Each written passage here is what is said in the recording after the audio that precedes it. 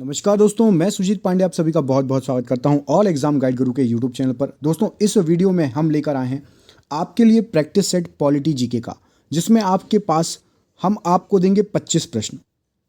25 में से आपका टारगेट है 15।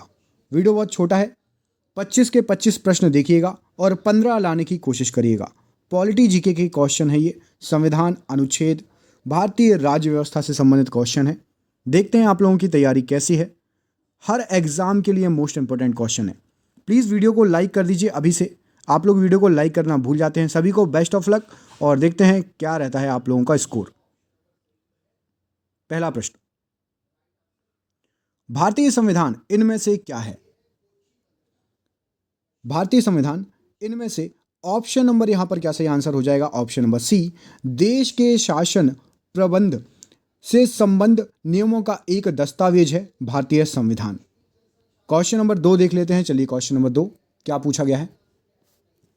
क्वेश्चन नंबर 2 में आपसे पूछा गया है, भारत में व्यापार के लिए आने वाली ब्रिटिश कंपनी का क्या नाम था? तो सबसे पहले भारत में व्यापार के लिए जो ब्रिटिश कंपनी आई थी, ऐसे सबसे पहले पुर्तगाली आए थे, लेकिन ब्रिटिश में सबसे पहले कौन आए थे? तो east India company. Option number D यहां पर राइट आंसर हो जाएगा इस क्वेश्चन के लिए। क्वेश्चन नंबर 3 देखते हैं, ये रहा आपकी स्क्रीन पर। आपसे पूछा गया है, ईस्ट इंडिया कंपनी की स्थापना कब हुई थी? तो यहां पर जो ऑप्शन दिए हैं आपको 1603, 1600 ईस्वी, 1599 ईस्वी और 1569 ईस्वी। यहां पर सही आंसर है आपका 1599। ऑप्शन नंबर सी इस प्रश्न के लिए बिल्कुल सही आंसर हो जाएगा। क्वेश्चन नंबर 4 देख लेते हैं, क्या पूछा गया है आपसे। इसमें आपसे पूछा गया है, रेगुलेटिंग एक्ट 1773 को भारत का प्रथम लिखित संविधान किसने कहा था? बताइए।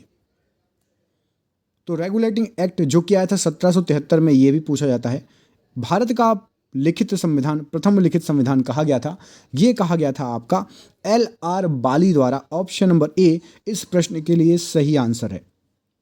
क्वेश्चन नंबर 5 देखिए, इसमें आपसे पूछा गया है, इनमें से किस एक्ट के अंतर्गत ब्रिटिश शासन ने ईस्ट इंडिया कंपनी के व्यापारिक एकाधिकार को पूर्णतः समाप्त कर दिया? इस प्रश्न का क्या सही आंसर है? तो इस प्रश्न का सही आंसर है आपका ऑप्शन नंबर, यहां पर charter act 1833। Option number A इस प्रश्न के लिए सही आंसर हो जाएगा। क्वेश्चन नंबर 6 देख लीजिए। क्वेश्चन नंबर 6 पॉलिटी से संबंधित है और इसमें आपसे पूछा गया है, इनमें से किस अधिनियम के अंतर्गत भारत के शासन का उत्तरदायित्व ईस्ट इंडिया कंपनी से हटाकर सम्राट साम्राज्ञी को हस्तांतरित कर दिया गया था? बताइए। आपके सामने ऑप्शन ये रहे, तो यहां पर सही आंसर है आपका ऑप्शन नंबर बी, भारत सरकार अधिनियम 1858। ऑप्शन नंबर बी सही आंसर हो जाएगा।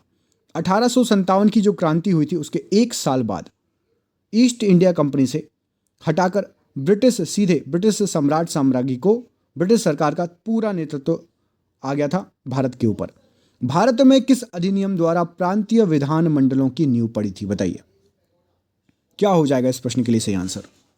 तो प्रांतीय विधान मंडलों की नींव, यहां पर इस प्रश्न के लिए सही आंसर है भारतीय परिसर एक्ट 1861। ऑप्शन नंबर सी यहां पर इस प्रश्न के लिए सही आंसर हो जाएगा। यह क्वेश्चन आया हुआ है एग्जाम में, वेरी इंपॉर्टेंट क्वेश्चन है।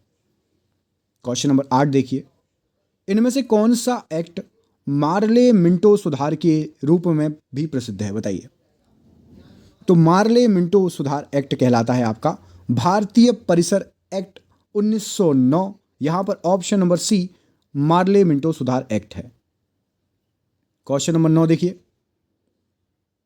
भारत शासन अधिनियम 1919 किसकी रिपोर्ट पर आधारित था?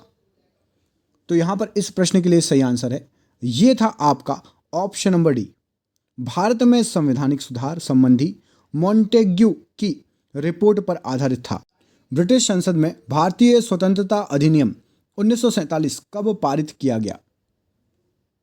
तो यह पारित किया गया था आपका, यहां पर सही आंसर हो जाएगा आपका 18 जुलाई और सन था 1947। तो ऑप्शन नंबर बी यहां पर इस प्रश्न के लिए सही आंसर हो जाएगा। क्वेश्चन नंबर अगला देखिए, इसमें आपसे पूछा गया है, भारत में पहली बार संसदीय शासन का सूत्र पात कब हुआ था?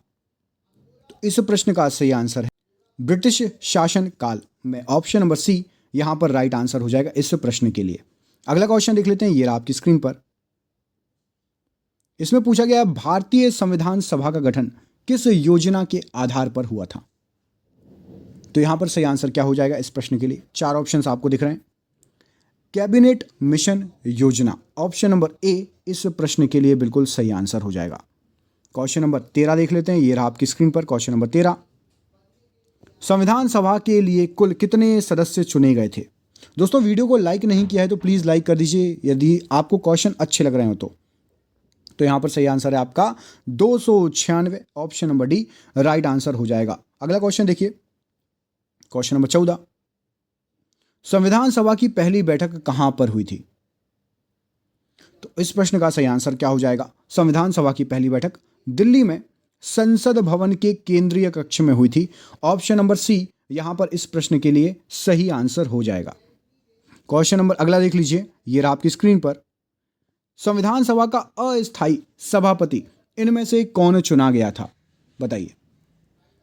तो सही आंसर हो जाएगा अस्थायी सभापति सच्चिदानंद सिन्हा, डॉक्टर सच्चिदानंद सिन्हा। ऑप्शन नंबर डी सही आंसर है इस प्रश्न के लिए।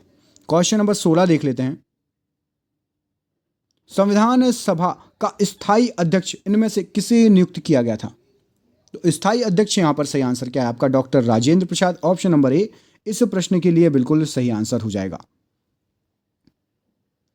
प्रारूप समिति का अध्यक्ष कौन चुना गया था?